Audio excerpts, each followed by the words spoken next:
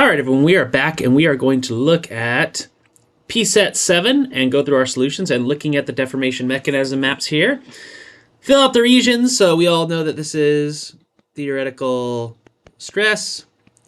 Below needs to be DG, dislocation glide, dislocation glide, dislocation glide, dislocation glide. We know that the farthest down to the right, Nabarro herring,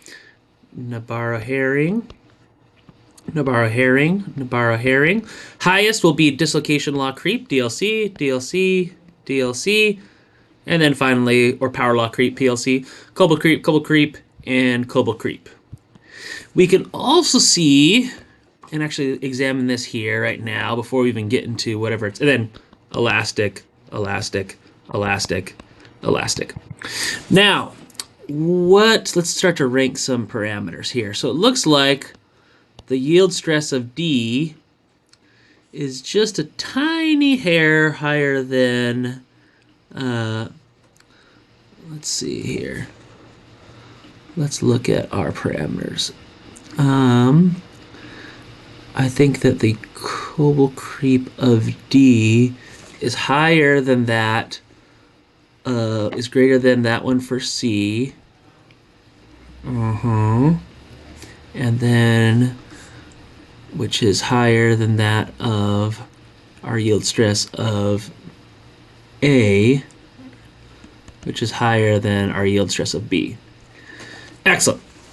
So, rate the yield strength and grain size. So, I would say that the grain size is going to be dependent on that Coble creep regime.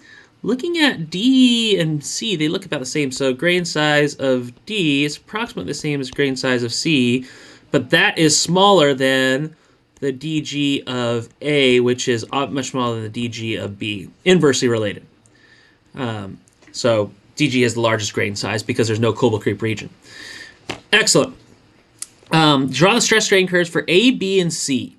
So A, B, and C. Well, we would know that, again, we see the ranking in the yield stress. So if I'm looking at, I'm going to call this B, I'm going to call this C. So I'm going to go ahead and rank, let's do C first. So it is going to have, okay, we're assuming that this is the same material. So let's assume same material. So I'm going to have, but this will be my highest yield strength, and then it'll just die.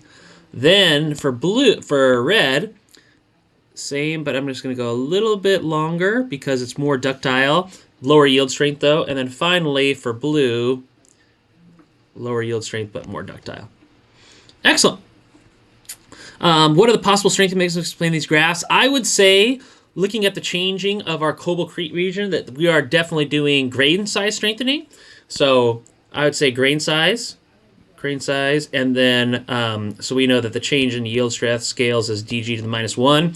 If grain size, another one could be, again, we know that the grain size will change, especially if we cold work as well. So the change in my yield stress could be scaling with our dislocation density to the 1/2 power.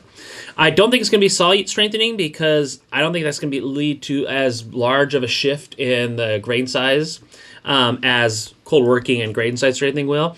And I don't think it's precipitate strengthening because we don't see, again, that significant change in those parameters. All right, so boom, boom, good. Draw the stress transfers for material C and D.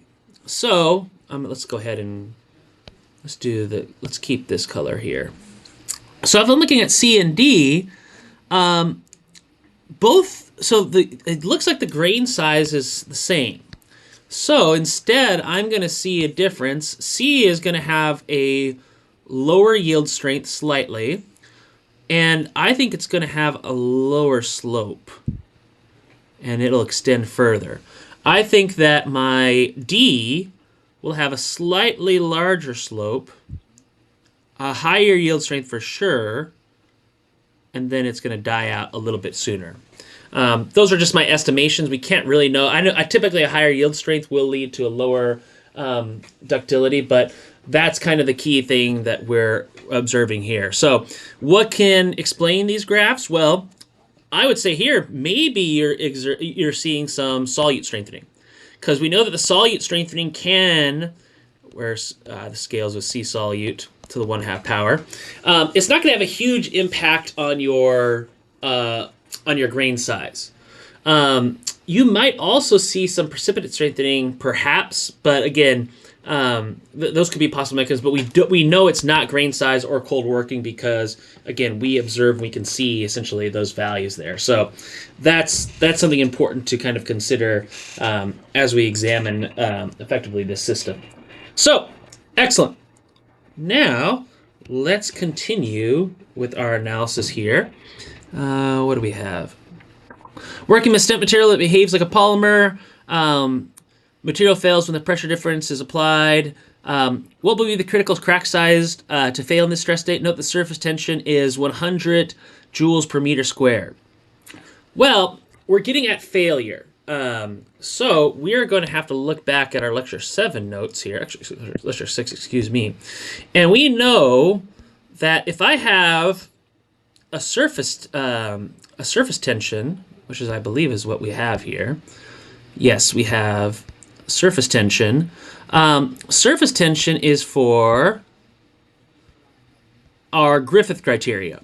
So we'd have to use this function here. But that doesn't hold for a polymeric material. So we can't answer this question. Not going to work. We need some other parameters because it's not applicable for a polymer. Working at Corning.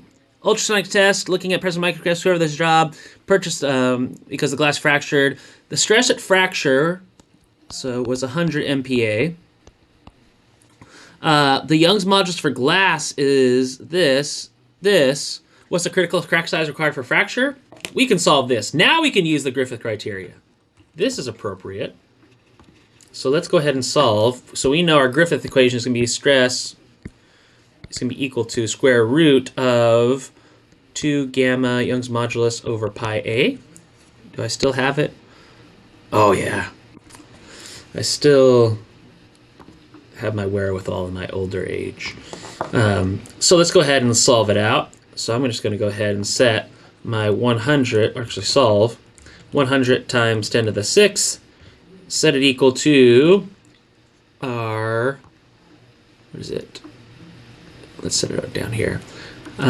Square root of gamma's 2 times 2 times our 90 times 10 to the 9th, all divided by pi a.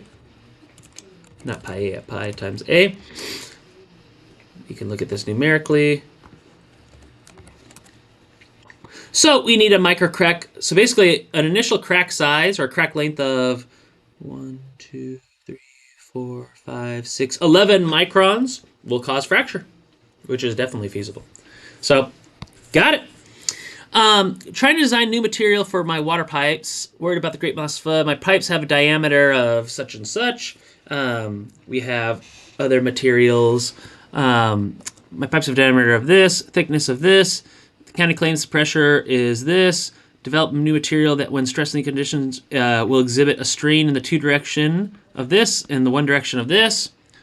So, one other thing I can tell you is that my material also exhibits a strain energy release rate of this and this. So explain the fracture diagram on this image. What's happening here? Is this normal? So we should know that if we're looking in the 2 direction, that is going to be our longitudinal. The 1 direction will be our hoop. So what we're observing here is we should observe a fracture pattern like this. So something odd is happening here. We have some type of defects. When a material fractures, what are the 2 energy contributions that determine what will be the critical crack size? So to go to fracture, we're going to either be, oh no, my pen. I need to wake it up. Stay with me while I wake up my pen. It's probably time to... Today I'll probably charge the pen today. So to fracture, the penalty to fracture is I create surface area. The benefits of fracturing is I relieve my elastic strain energy. So I relieve that tension in the bonds. For this problem, what would be the critical crack size? Justify selection of fracture equations based on the material that you would want as a pipe. So again, let's go ahead and let's look at. So in the strain in the in the 2 direction is 0.01. The strain in this direction is this. Let's write out our expressions for EH is equal to 1 over Y times, and I'm going to define actually, sig H is equal to del P times R over T. Sig L, actually let's just do this all schematically here. Sig L is equal to sig H divided by 2. And then 1 over nu times sig H minus nu times sig L. EL is equal to 1 over Y times sig L minus nu times sig H. And we're told that the ratio of strain in the 1 direction is 0.08, strain in the 2. So the ratio of, let's solve, EH, actually let's look at EH divided by EL. Actually, let's just do not N, let's do full simplify. It depends on just this ratio. So if EH of EL is equal to 0.08 divided by 0.01, we can see that the material we use is actually a polymer. So if we're looking at this new material, so we're told that this new material will have a Young's modulus of 1 GP, or actually figured it out. Nu is equal to 0.4. So we can go ahead and set in this problem, actually let's go ahead and set it over here. So Y is equal to 1 times 10 to the 9. Nu is equal to 0.4. R is equal to, R is going to be equal to radius, diameter of this, so 0.35 times 10 to the minus 2 divided by 2. That's my radius. My thickness is going to be 0.5 times 10 to the minus 3. And we want to verify it is indeed thin-walled. Uh-oh. What's happening here? 35. My mistake. Always good to check. It happens. So we are indeed thin-walled. So, and we're told, you know, the pressure level must be approximately, so let's go ahead and do del P is equal to 26 times 10 to the 6. So we can determine R sig H, sig L, EH, EL. So this would be the strain under the conditions that were given in this problem if we were to solve it in this way.